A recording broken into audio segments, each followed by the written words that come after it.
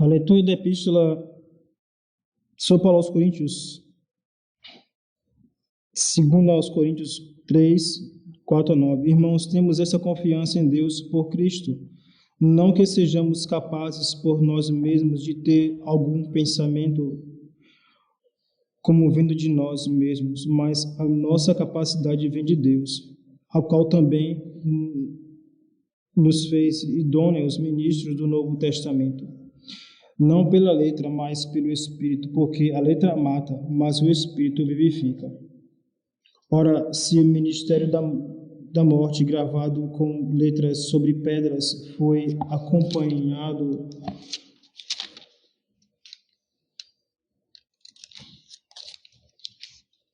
de tal glória que os filhos de Israel não podiam olhar para o rosto de Moisés por causa do esplendor transitório do seu semblante, como não será de maior glória o ministério do Espírito? Porque se o ministério da condenação foi glorioso, de muito maior glória é o ministério da justiça.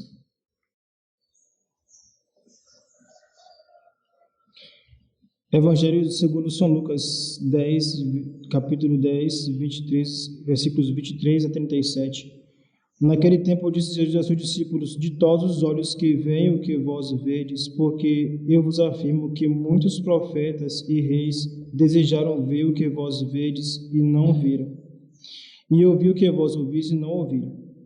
E eis que se levantou um certo doutor da lei e lhe disse para o tentar: Mestre, que devo eu fazer para possuir a vida eterna? Jesus disse-lhe: o que é que está escrito na lei? Como lês tu? Ele respondendo, disse: amarás o Senhor teu Deus com todo o teu coração, com toda a tua alma e com todas as tuas forças, e com todo o seu entendimento, e o teu próximo como a ti mesmo. E Jesus disse-lhe: respondestes bem, faze isto e viverás. Mas ele, querendo justificar-se a si mesmo, disse a Jesus: e quem é meu próximo? E Jesus, retomando a palavra, disse: um homem descia de Jerusalém para Jericó e caiu nas mãos dos ladrões, que o despojaram e, tendo-o maltratado, retiraram-se, deixando-o semi-morto. Ora, aconteceu que passava pelo mesmo caminho um sacerdote, o qual, quando o viu, passou de largo. Igualmente um levita, chegando perto daquele lugar, o vendo, passou adiante. Mas o samaritano que seguia o seu caminho chegou perto dele, e quando o viu, moveu-se de compaixão e, aproximando-se, ligou-lhe as feridas, lançando nelas azeite e vinho, e pondo sobre o seu jumento, levou-o a uma estalagem e teve cuidado dele.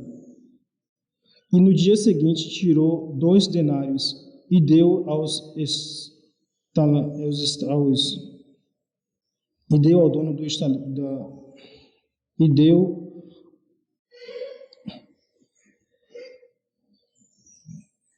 ao dono da estalagem, tenha cuidado dele, e disse-lhe: tenha cuidado dele, e quanto gastares a mais, eu te devolverei quando voltar.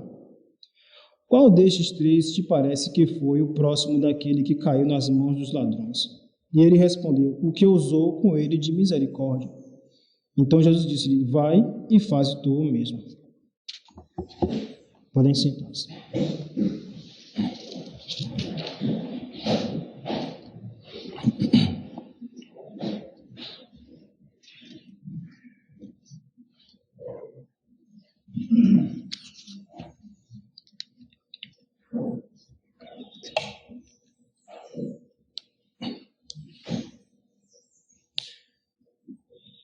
No próximo dia 15 de agosto é dia da Assunção da Santíssima Virgem, dia Santo de Guarda. As Santa Missas serão nos horários aqui no mosteiro, serão às 5h30 da manhã e às 8 horas. E haverá sacerdote também no confessionário, quem precisar confissão, quem precisar atendimento, haverá um sacerdote no confessionário ao lado aqui, no corredor lateral da igreja, do lado de fora. É também costume, é também tradição muito espalhada de quem rezar nesse dia 5 rosários alcança da Santíssima Virgem qualquer graça que pedir. Devoção já muito espalhada, muito antiga, não é novidade não. Devoção bem antiga. Aqueles que quiserem, boa oportunidade.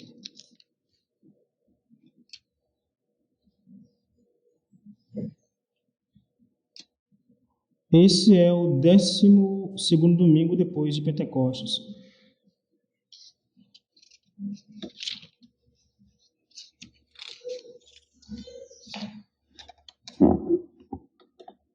São Paulo aqui na segunda carta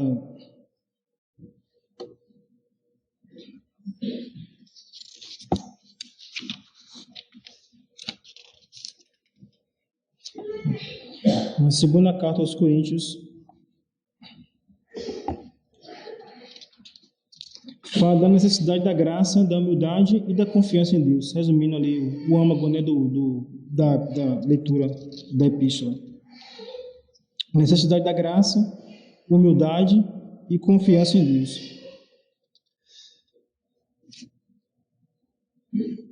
Lembra também que o ministério da lei antiga de condenação foi glorioso e com muito maior razão o ministério da graça que vem no Novo Testamento. Ele faz aí só dividindo o Antigo Testamento e o Novo Testamento. Mas ele faz ênfase, lembrando que da necessidade da graça e da confiança em Deus, que reina, que é forte na pregação de Nosso Senhor. Nosso Senhor vem desenvolvendo sempre esse tema, da misericórdia de Deus, da confiança. Até, na verdade, no Novo Testamento, a gente pode sentir, com a vinda de Nosso Senhor Jesus Cristo, fica para nós garantida a entrada no céu, né? Por isso que São Paulo vem lembrando essa diferença da lei antiga e da lei nova. Com a morte de Nosso Senhor, fica aberta para nós a possibilidade da salvação eterna, fica mais fácil.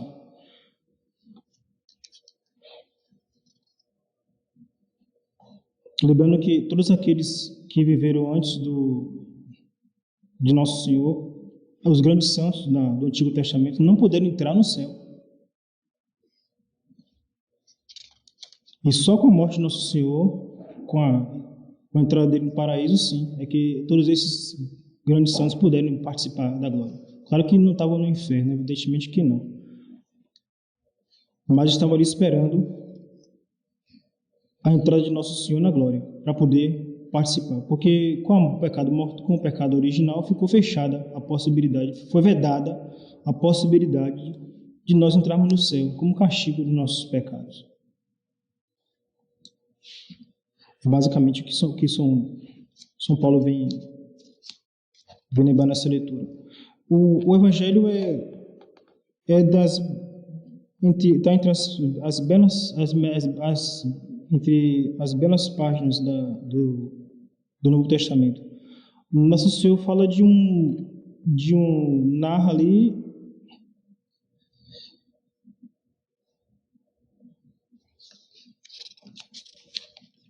um judeu que sofreu a ação de ladrões, de bandidos, nesse trecho de Jerusalém e Jericó.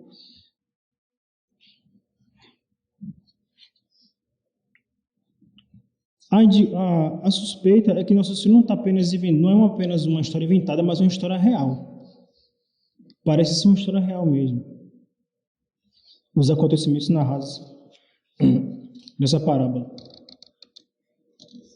Entre Jerusalém e Jericó são 27 quilômetros. Só que há um desnível de 970 metros. 970 metros de desnível. Com isso, esse percurso vai ser um percurso de muita ladeira, muita curva e muito lugar para os bandidos se esconderem e e pegarem suas pegarem suas vítimas de surpresa, como aconteceu com esse homem aqui que nosso Senhor narra no Evangelho, mas em outros casos também. Em pleno século XX, dois sacerdotes contam que eles, padres da Igreja Católica já, no século XX, contam que eles fizeram esse mesmo percurso de carro e foram apanhados por ladrões e voltaram para casa sem nada, nem o carro, nem a roupa. Pensem aí. Então, realmente é um texto, até hoje é um pedaço, assim, uma história perigosa. Existe também já no quilômetro 19 um albergue chamado Albergue do Bom Samaritano. Talvez seja aquele onde foi socorrido esse homem, não sabemos. Pode ser.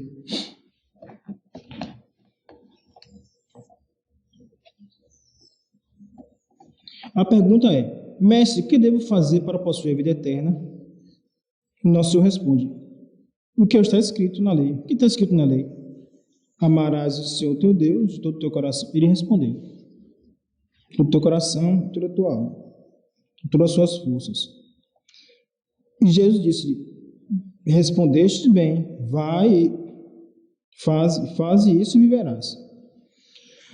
Mas ele, querendo justificar-se a si mesmo, disse a Jesus: e quem é meu próximo? Na verdade, ele era uma armadilha, como eles, na cabecinha deles, achavam que iam pegar Nosso Senhor em armadilha.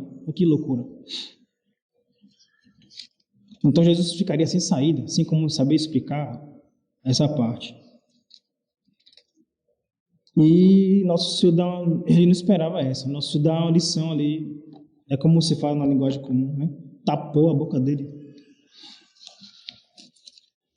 contando um episódio que provavelmente esses homens também estavam envolvidos nessa história, porque ficaram tão quietinhos depois e ficaram tão sem resposta, parecem envergonhados por Nosso Senhor ter descoberto ali publicamente algo que eles fizeram também, que eles participaram. É isso que dá, no contexto se sente isso. E Nosso Senhor vai avançando. Nosso Senhor vai avançando. Bom, vocês querem uma resposta? Eu vou dar então. E Nosso Senhor vai avançando. Um homem desceu de Jerusalém para Jericó e caiu nas mãos dos ladrões, que o despojaram e, tendo maltratado, retiraram-se, deixando-o semi-morto.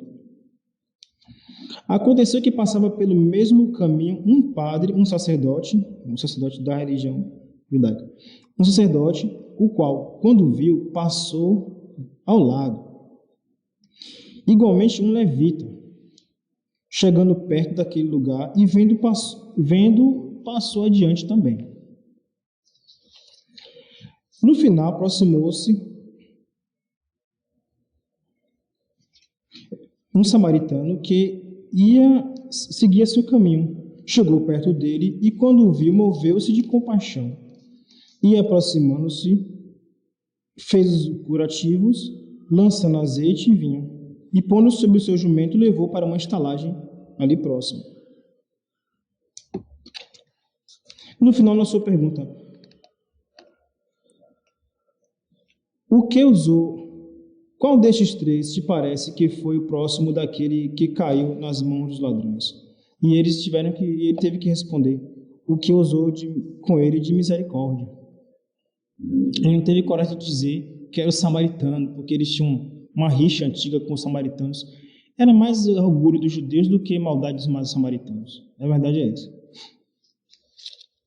Tinham raiva deles, ele nem dava um bom dia, nem falava com o samaritano. Tanto assim que quando naquela ocasião que Nosso Senhor fala com aquela mulher samaritana, os apóstolos ficaram assim até constrangidos, né? Porque o judeu não conversava com os samaritanos, quanto mais falar com a mulher assim em público. Tal era o preconceito que eles tinham para com os samaritanos. Mas nessa história aqui, foi o samaritano que socorreu aquele homem, que era judeu. Nosso Senhor faz com muita habilidade, coloca cada personagem no seu local certo. Ele, hora nenhuma, ele poderia dizer que o que sofreu o assalto, que sofreu a violência, fosse o samaritano. Não. O que sofreu a violência era um judeu. E aqueles 2 sacerdotes, aqueles 2 religiosos, né? Judeus também, da tribo de Levi, verdade, mas parentes, né? Poderiam ter socorrido e não fizeram. Vai um samaritano que era, né, tão desprezado pelos judeus, que não vai olhar quem é judeu e quem não é, vai praticar o bem, vai socorrer aquele coitado. A lição está bem dada, está bem aplicada e fácil de entender, né? Tanto para eles como para nós.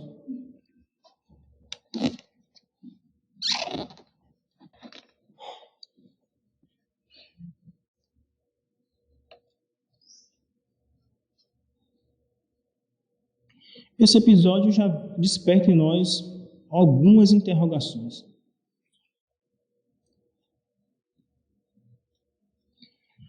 Se nós olharmos para cada personagem da história, com quem delas nós mais nos identificamos? Com qual delas nos identificamos melhor? Com os 2 sacerdotes que voltavam do templo? Ou com o samaritano?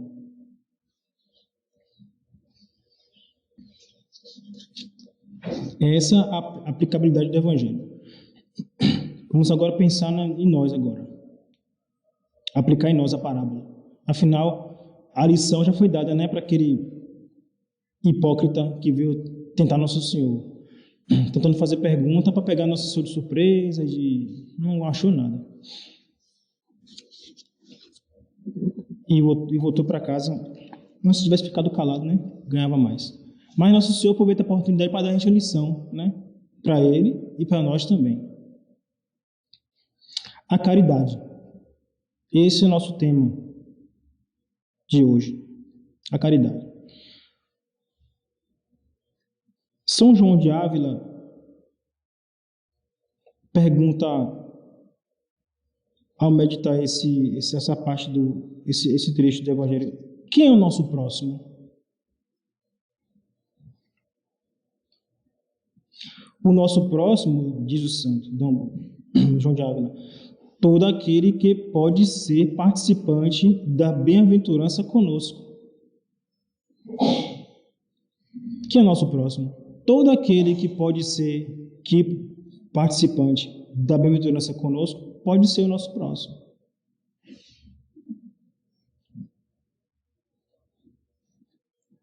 A gente pode enumerar aqui alguns. Nossos familiares,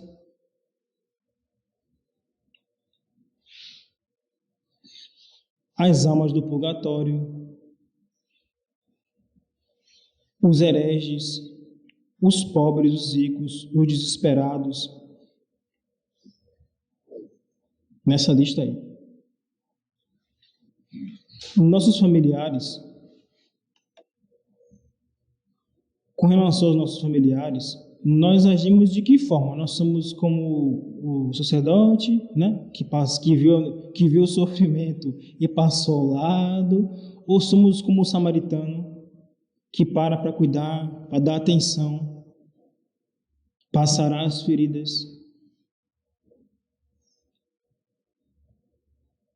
Eu já assisti com muita dor um casal, marido e mulher, trocando, o povo fala assim, trocando farpas, né? Acho que a palavra é essa. Trocando farpas. Um futuca o outro, um futuca o outro, um futuca o outro. Está bem longe de ser o samaritano, né? Que era um homem que não tinha, os samaritanos não tinham a verdade da fé, né? Eles não tinham conhecimento. O Messias era uma religião, era uma mistura de várias religiões ali. Eles não eram o povo eleito, né? O povo eleito eram os judeus. Mas que coisa, né?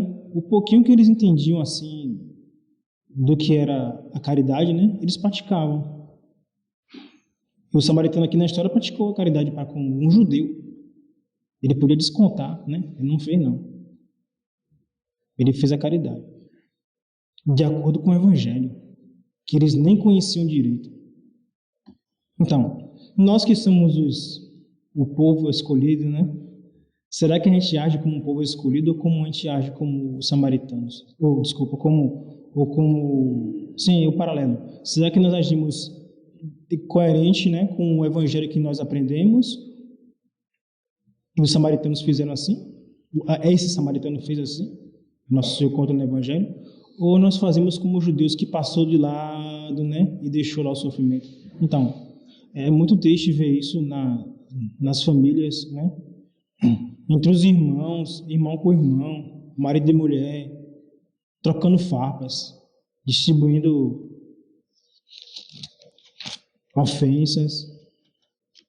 Isso é muito triste.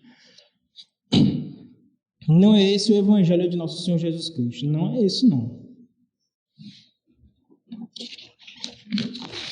São Gregório fala uma coisa bem interessante, comenta uma coisa bem interessante. O Senhor mandou os discípulos 2 para pregar, porque 2 são os mandamentos da caridade, o amor de Deus e do próximo.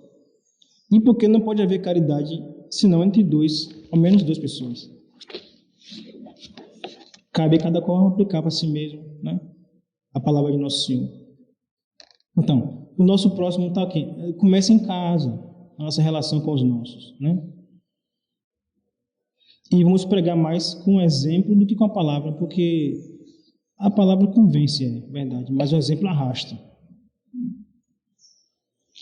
Podemos pregar mais com o nosso exemplo, tornando o nosso ambiente familiar um ambiente pacífico,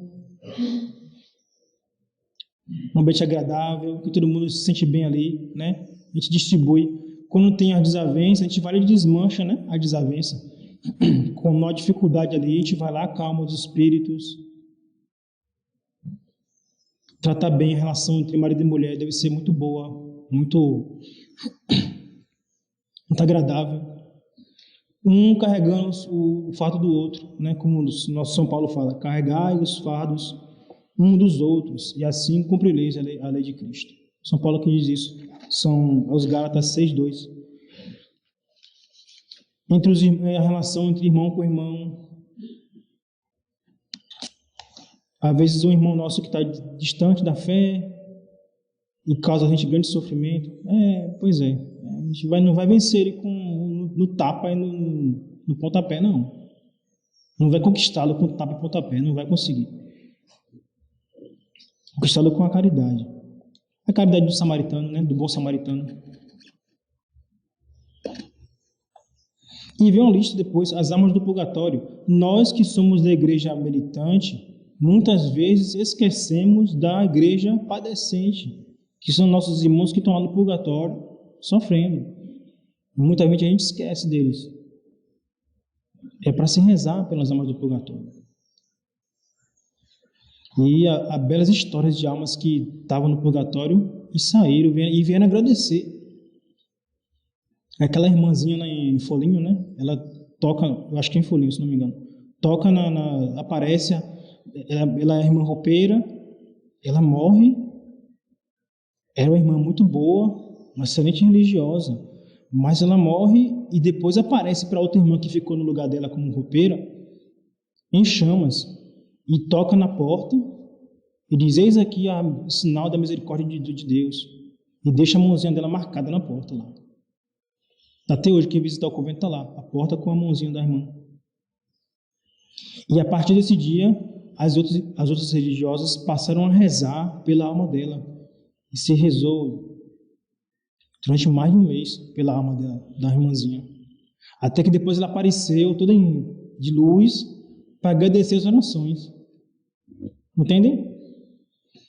Nossa Senhora de Fátima diz que muitas almas vão para o inferno porque não tem quem reze nem quem faça sacrifício por elas. Então, se houver quem a reze ou quem faça sacrifício pelas almas, muitas escaparão do inferno, muitas sairão do purgatório.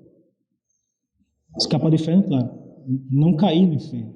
Quem entra no inferno não sai de lá mais nunca. Mas quem vai para o purgatório pode sair, pode ir para o céu depois. Mas é necessário que haja quem reze por elas. Esse é um dever de caridade nosso. Continuando o tema do bom samaritano, né? Está aí um bom exercício. Pedi pelas almas do purgatório. Os pobres, os que sofrem. Muita gente que vivemos um mundo doente, né? A falta de Deus. A gente vê uma pessoa sofrendo, a gente não se interessa muitas vezes por ajudar. Até se você parar para ouvir a pessoa, já é um excelente exercício de caridade, né? E às vezes a gente passa, a gente se omite. Não tem nada a ver com isso. Não se interessa pelo sofrimento do outro.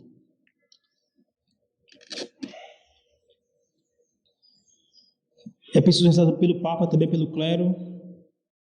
Não vamos aceitar os seus erros. Isso a gente não vai, não.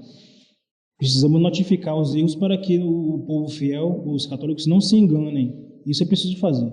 Mas também precisamos rezar por ele. Vai que Nosso Senhor toca no coração dele, quem sabe. Dever nosso também de católicos rezar pelo chefe da igreja, pelo clero também. E a gente pode rezar pelos comunistas? Pode, também. Mas padre que vai rezar pelo comunista pode. Um militante comunista não pode, sim. Você não vai fazer é ficar perdendo tempo conversando com ele, porque conversar com um comunista é como lavar a cabeça do burro com sabão. Não vai resolver. Mas rezar por ele sim é nosso dever. Quantos de nós tem comunistas em suas famílias? Dever nosso rezar pela conversão deles. Lembrando das excomunhões da igreja, todo aquele que toma parte no Partido Comunista, se alistar no Partido Comunista, está excomungado automaticamente. O nosso dever, então, de rezar por esses.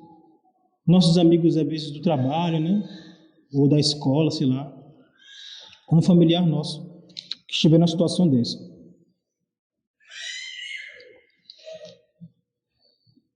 Frei Luís de Granada estabelece os atos positivos de caridade e os atos negativos. Os atos positivos de caridade: amar, aconselhar, socorrer, sofrer por ele, perdoar e edificar. Então, amar, aconselhar, socorrer, sofrer, perdoar, edificar o próximo. Nosso dever de caridade para com o próximo. E os atos negativos, ainda Frei Luís de Granada: não julgar ninguém, não falar mal de ninguém, não tocar nos bens nem na honra do próximo. Olha só, não tocar nos bens nem na honra do próximo. Dever de caridade.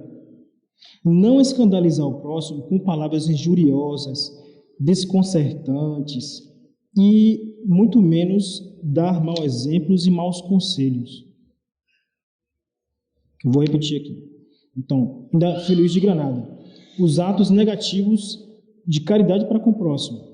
Então, não julgar, não falar mal de ninguém, não tocar nos bens nem na honra do próximo, não escandalizar o próximo com palavras injuriosas, desconcertantes e muito menos dar maus exemplos e maus conselhos.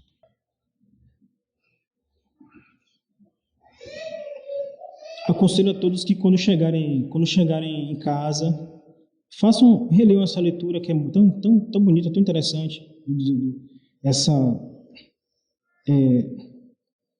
Procurem ouvir, quem tiver acesso ao áudio dessa homilia, essa orientação do Frei Luís de Granada, que é muito prática, muito boa. Os atos positivos de caridade e os atos negativos. Procure ler para poder gravar, é bom. Muito proveitoso. Também aconselho duas leituras aqui importantes. O Catecismo da Igreja, né, isso que fala sobre as obras de misericórdias corporais e espirituais, que são tão esquecidas dos católicos. Aliás, eu vou fazer uma crítica aqui. O Catecismo é um livro que os católicos todos têm em casa, a maioria tem, e ninguém lê. Ninguém se interessa para ler. Eu não sei, quando alguém fala assim que tem um livro de cabeceira, eu já fico imaginando que a pessoa nunca lê aquele livro. Eu fico pensando em coisa dessa, mas eu espero que eu esteja errado. Então, e muitos falam, não, meu livro de cabeceira, nunca leu. O catecismo é pouco lido. E é leitura de toda a vida.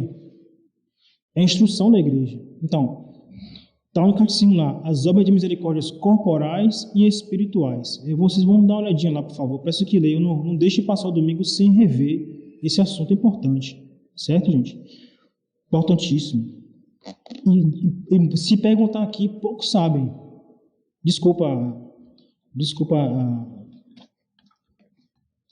as palavras desconcertantes, como diz aqui o Santo Luís de Granada, mas se perguntar aqui, poucos sabem. Eu desafio aqui. Poucos sabem se perguntar quais são as obras de misericórdias corporais e espirituais. Não sai não. Pouca gente sabe. E é a doutrina da igreja.